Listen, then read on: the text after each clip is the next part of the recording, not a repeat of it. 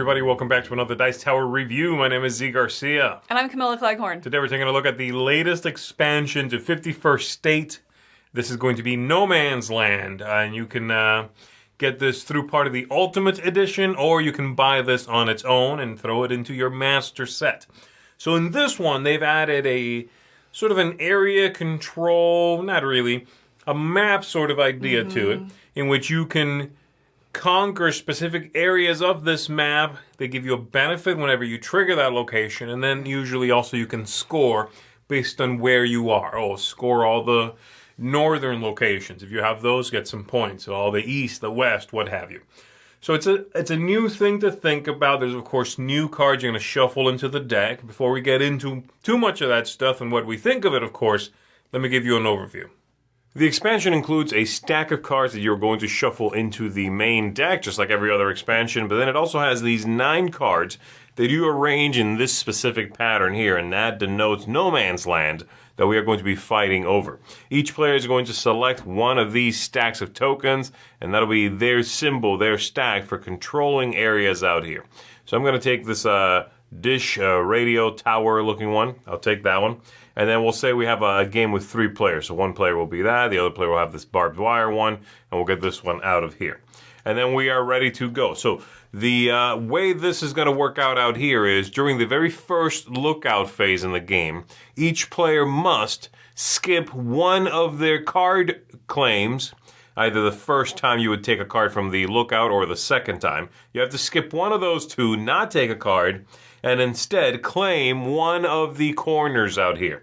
So let's say on the very first card flip, I'm not interested in any of the cards. Maybe I'll go ahead and do this now. I take this, I claim one of the corners, and I am going to claim the lower level right here, and I will take the resources that it says. Whatever it says I get, I take immediately. So in this case, I'm here at the bottom, and I immediately get 1 gear, 1 metal. And the other players will do the same thing. Obviously, they have to take one that is unoccupied. And that'll be it. So we'll all get just 1 card instead of 2 during the first lookout phase, but we claim a corner. In any further lookout phases in upcoming rounds, you may do this, but you no longer have to. So I may later on, the next lookout phase or the one after that, I can choose not to take a card and claim another location, but it has to be from adjacent to something I've already claimed. And so every spread on the board here on No Man's Land will have to be adjacent to, or orthogonally adjacent to, something I already have, okay? So perhaps next time I'll claim this one and I'll take a wild resource there. So, how do you spread on here above and beyond when you do so during a lookout phase? Well, you can discard a card from your hand to either claim a new location in No Man's Land or to level 1 up. And the way that works is pretty easy. All the level 1s, as you see, take that wild resource type. So if you discard a card from your hand that has that type, you can claim one. And again, it has to be adjacent to something you already have. The other option then is leveling 1 up. And that's very similar as well. If you discard one that has a symbol that is above where you are. So let's say I want to claim level 2 right here. I can discard this card. There's a match right here. Discard that, level this up, and then immediately I claim either the power next to where I am now or anything below it. I'm allowed to do that. In this case, well, I would take the 2 workers immediately, boop, and that's it. And then I'm there. Something else you can do now in the game is you can, if you are adjacent to someone else, let's say I'm here, this player is here, you can attack somebody else's location if you have the correct tokens. So I could be attacked right here, the opponent is going to remove me from it, and they'll claim their resource immediately, then they may, build on there, right? So you can also, by the way, if you have one of these, put it on these locations as you would on your own tableau and make this harder by 1. Now my opponent, if they want to attack me from here to here, they're going to need 3. And of course, as this is leveled up, they will be harder as well. If the opponent chooses to attack me here, I'm at that level and I have one of these, it'll take 4 of these red tokens, and they may, when they wipe me off of here, take this power, the second one, or anything below it. You'll also notice that all of the top powers across the board are the same kind of symbol. So all the bottom ones and all the top ones. It's the middle ones that are different, based on the locations.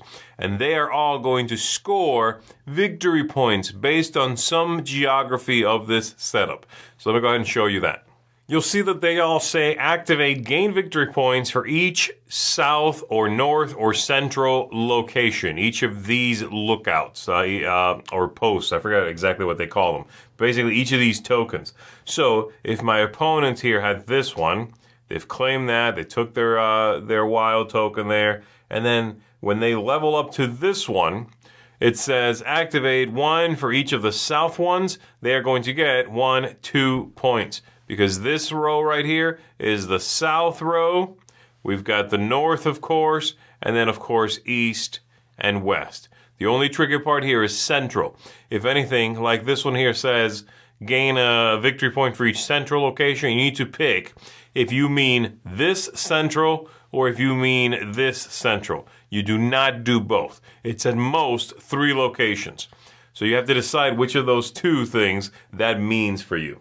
So having looked at all of that, let's go ahead and take a look at some of the cards. The cards are going to activate some more of these places. They'll let you claim them more cheaply. They will let you do all sorts of things. So let's go ahead and take a look. So we've got here the fuel dump ground action. Spend 2 of those things to activate all east or west locations. Fine. This one is spend 3 of those to activate all of one chosen location. So a lot more activations. This lets you build one for free for a worker. Instead of discarding the card, you can build it for a single worker through that. This is going to let you attack and raise those places for just 1 gun instead of the normal, tokens, contact tokens it would take. Here we go. Activate 1 south one, and then there's a building upgrade there. Spend 1 to draw 2 cards, and if you draw any of that specific type, you get to keep both. Otherwise, keep 1 and discard the other. And there's a whole suite of these cards for each of the different resources. Really like these. That's very very neat. Where you draw 2 cards, possibly are keeping both. Here we go. Playing in the Swamps is going to be a monument type card, but also the points it gives you are based on this new symbol here. All right, next up, we've got here some more of these, which are going to come very much in handy in this game because there's a lot of attacking on no man's land. And so it seems to have, in my opinion, reprioritized these protection police tokens. So a few of the cards will give you those. Here we go. To activate something anywhere, and you can do this twice. This one is going to let you spend a gear to gain a victory point for each of your level 2 or level 3 locations out there. So if you can get that leveled up and hopefully protect them, then you can make some points with this. Your opponents will see this coming, of course. There you go. Every time you discard a card to build or upgrade, you're going to gain 1 good from the spoils field of that card. Pretty cool. Activate 1 west location, and then the building bonus here being to build or upgrade 1. So you saw already the east card for this, if I'm not mistaken. Here's another one of these that is going to get you some victory points there. This is one of the ones I was saying that now it's gear. So 1 gear to draw 2 cards, and then if you draw any gear type cards, you keep both. Otherwise, you have to keep 1 and discard the other. And so there you go. That's the idea. You spend 2 workers to activate all north or south locations and so on. There's a few different ideas in here, but you've kind of seen the gist of it now. The kinds of things you can expect to see. Activating more locations, leveling them up cheaply or freely, attacking more effectively each other. But ultimately, managing your hand of cards, not just these abilities, but also the fact that you are letting cards go to claim those locations is going to be a big part of the game. It felt like the card draw was definitely a little tighter with this expansion in play. So there you go. Hopefully that gives you an idea of the kinds of things you can expect to see in the expansion. Let's go ahead and go back up top. All right, so that is the overview there. I think this is an interesting new idea for the game. They continue to come out with these expansions that give you a new flavor, a new way to tackle things. And this one does it again. I think it's interesting that the main thing they're trying to do here, I don't know, but it seems to me, is bring back to the table confrontation for people who normally avoid confrontation. And I think I kind of fall into that That's camp. interesting. I definitely fall into that camp where I avoid the confrontation. Yeah. I mean, it's even rare unless you have a really juicy open production. It's even rare that I'll use someone else's tableau. Okay. You know, right. so yeah, not even confrontation, just player interaction. It's not really my play style in this game. So that's interesting if they're trying to bring it back. And do I think it did? I don't know. I could definitely see how it would in higher player counts. I think even in a lower player count, though, the board is small enough where you start kind of pushing up against each other. You know what I mean? Mm-hmm. And I think the reason I say that is because I think in this game it doesn't feel as bad when you have something of yours attacked and taken away from you. If it's on that sideboard, you don't think of it the same way you do as if it's a card in front of you. Yeah. It really is. You gave up a card to build it. It's doing something whenever you trigger it. It's sort of a similar idea. But for some reason, losing that just feels like turf wars and you know, skirmishes along some border somewhere than like, oh no, you're touching and destroying my stuff here in front of me. Yeah, I definitely think that it increases that interaction, but I think I'd have a hard time going as far in the lower player counts to say it's confrontational. Mm-hmm. You know, I think like you said, you kind of feel yourself butting up against each other, and maybe once or twice during the game you might kind of get in that little turf war and have it taken away. But it's not as much as I anticipated, which is a positive thing for me. I was very hesitant going into this. I'm like, no, don't touch my stuff. This is my own little empire I'm building. Let me do my happy little thing over here. And so I definitely kind of had a positive journey in this. You know, in going into it, I was like, I'm not going to get one more thing to think about, one more thing to manage, one more combo to like overcomplicate the game is what I felt the first round. But I will say, as I got used to it, I really enjoyed it. I really enjoyed that puzzle. I enjoyed the combos of building out your tableau and having things trigger multiple times, the open production, triggering abilities up there. Because if you don't use it in your tableau as well, then that turf war stuff just kind of sits there and doesn't do anything. You get a benefit the first time you go on it, but then it just sits there. So you really have to kind of get your engine going down in your own, I keep saying tableau, but what do you call it? Your own empire. Yeah, tableau, I don't know. Yeah, your stuff, the cards in front of you, yeah. You have to in order to kind of reap that benefits. But what I like is when somebody takes it away from you, like you said, it doesn't feel that bad. It's like, oh, that's kind of a bummer because I'm going to lose out on a point here. But when I take it back, I get that benefit back again, that one time. Because it's only a one-time thing, so it's like, oh, that stinks. Well, it wasn't really doing much for me anyway, so that's all right. I'll go get it back, or I'll do this instead, you know? And so you're still able to pivot enough that it doesn't hurt. It doesn't feel as bad, yeah, and I like that. I like being able to have the sauciness of a fight, of a boom, I take your stuff, I claim it for me, this and that, but it doesn't feel like you're removing a key cog in my machine, which is how sometimes, you know, targeting someone's tableau and taking something away, it can feel that way, which is fine. I normally don't play particularly aggressively, and I feel like this expansion lets me be aggressive while still not feeling very aggressive, I guess. Right, I don't come away feeling like a bad person. Yeah, like, I don't know, it's something about that, yeah. Yeah. I will say the new cards here, and this is the main thing, in this game is always like, you know, the expansions, of which there are 4 now. They'll have some twist and then cards to support that strategy or that new concept, right? I think this one is one of the simpler ones. These cards are very simple. Yes. They're like, activate all the north locations. I know what that means, like, immediately when you've explained the game to me. You know, spend 2 of that to activate all your east or west locations. I know what that is. So I really like that. I think that this one is clean. It's a good, clean, straightforward one. The other ones, we had Scavengers, messes with the discard. And it changed a lot of rules. Right. Okay, everybody has their own discard pile, which is like a core rule. You could just discard into a discard pile, and now you have to have your own. And then there's a bunch of ways in which you interact with other players' discard piles, take things, claim goodies. There's a new contact card type, a 3rd color. This red and blue, this one gave you another one. So that's pretty, again, there's a bunch of stuff in it. The second one, Allies, I think is pretty clean, but there's like new tokens, a bunch of new stuff. And then Moloch, also, much like Scavengers, lots of new stuff. Machines, they attack you. There's new phases in the game. You have to hack them or destroy them. There's a lot. This one, like you set up the map and you skip drafting a card to claim a thing. That's it. Yeah. No, it definitely... I mean, I like that. It's very clean. Right. Yeah. What I like about it is I feel like it gives you a new way to play or revives a way to play, gives oomph to that way to play with this whole new board and stuff without feeling rules heavy. Right. There is a couple little things. So it's like you made it feel fresh without inundating, here's a brand new rule set. And so it's a little bit of more of what we already know we like, but a little twist on it. And so it's easy to pick up. Right. And I really think it's, like you used the word clean, I would absolutely echo that it is clean, but and still feels fresh with that as well. Right. Now, things I don't like, I'll go ahead and talk about that. All these tokens that represent your control, whatever, your influence, I don't know, they're all purple. They have different shapes.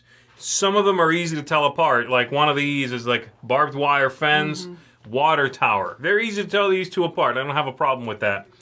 There's 4 different kinds. They're all the same shade. The water tower and the bunker are a little close to me. And if you're playing with 4 people, which I don't really like to do, I think I like this game at 2 and 3. But if you are playing with 4, they might be a little hard to tell apart. If you're quickly glancing over there where the cards are, which one am I? Where am I controlling? They're all that, violet purple look.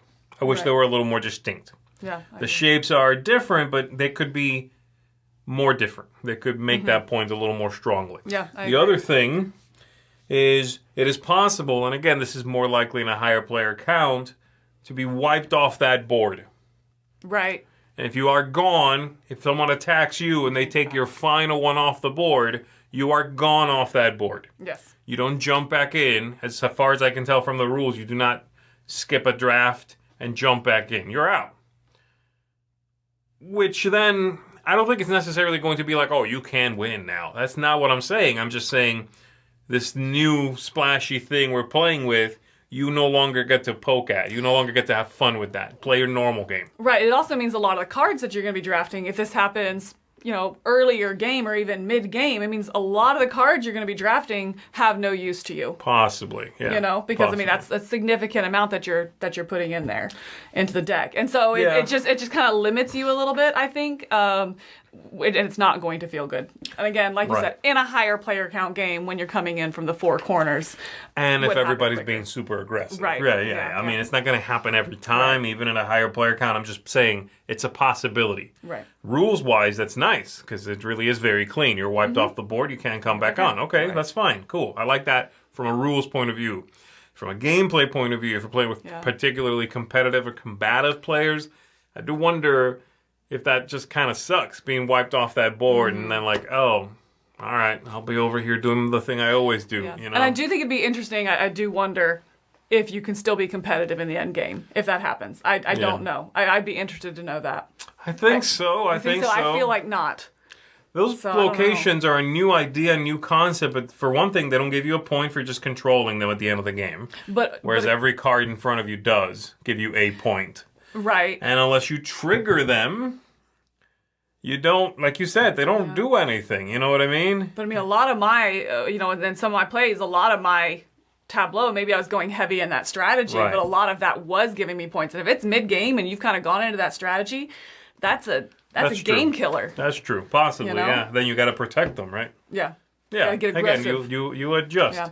One thing that I wanted to mention, and this is very minor, but it did trip me up multiple times in one of my plays, was the way I had some of the scoring cards, and it was like, score X amount of points for every central card or something like that. And I see that, and I think, okay, it's either the middle row or the middle column. And it's not necessarily, or where that card is from. So I feel like there are some of the scoring that you really have to watch the symbology in it and make sure you're scoring those right and triggering those correctly. If you remember on the big grid, it happened multiple times where it's like, hey, score one of your central. It's like, okay, I'm counting from this card thinking it's a T from that card. It's not. It really is location of the board. I got you. And so I do think that is one thing I think that they could have cleaned that up a little bit. Have just been like a card adjacent to this one or the row or column that this one is in, something like that, So it's just cleaned up that cross section a little bit.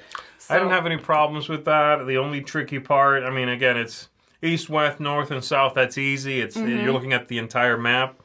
The only issue I would say is central is either one direction across the center or the other. Yes. So not the whole thing.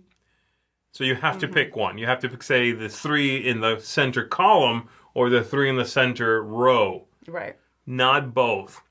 But no, I didn't have that problem. It says, you know, even though this card, for example, northeast here is in the corner at the top, and it says activate, gain a point for each central location. Right.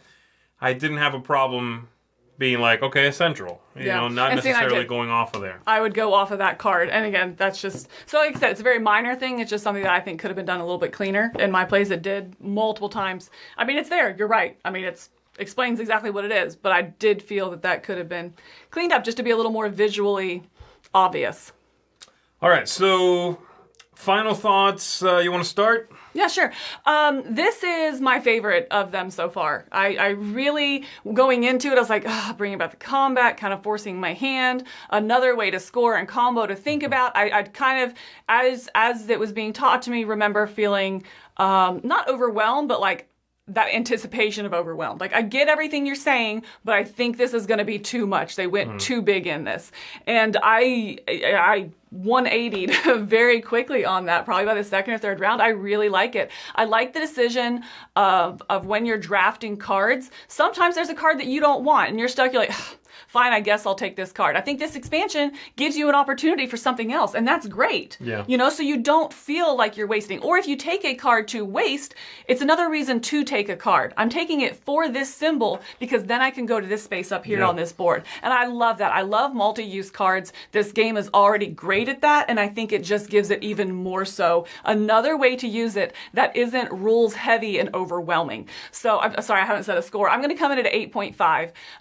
I wanted to go higher on this. I do have concerns about it fitting and kind of having that same feel that I liked at those higher player counts. And that's kind of what holds me back a little bit. Again, like you alluded to, and I'm the same, I don't really like this game at higher player counts. Anyway, 4, I do find it drags a little bit and it's just a little, it's not my favorite and it's a little too intense, I guess, for lack of a better word. It's a little long for me at 4. Yeah, okay. That's all. Yeah, and for me, it's just too much just having to watch too many things going on.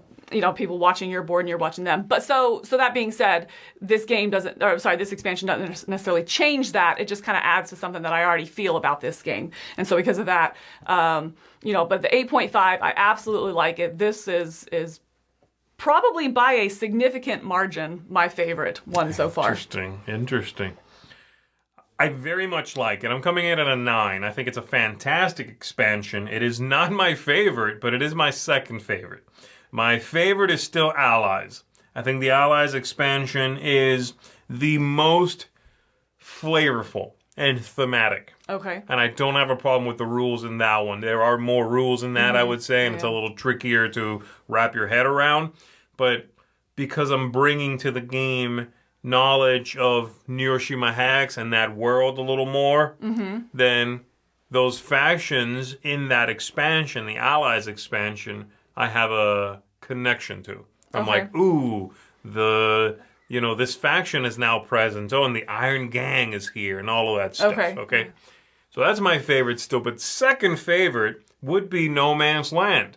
Because again, it really brings a nice amount of flavor, of theme, of interest with few rules comparatively by relation, right? I really like that. I think the other 2 expansions are good as well. Moloch is good, but there's more going on in that. And Scavengers, same thing, all the discard manipulation, but there's a few more finicky things to concern yourself with. This one is clean, it's engaging, it's interesting. The cards that interact with the new stuff are clean and straightforward. Yeah. At no point do I read it and go, I guess that means no. I know what it means. Yeah. It's like, got it. Level up on this thing. Score these. Take this over. I get it all. Right. I very quickly understand what they all mean. And I'm a big fan of that. So yeah, for me, fantastic expansion. Not quite my favorite, but it's up there. And it gets a 9 out of 10.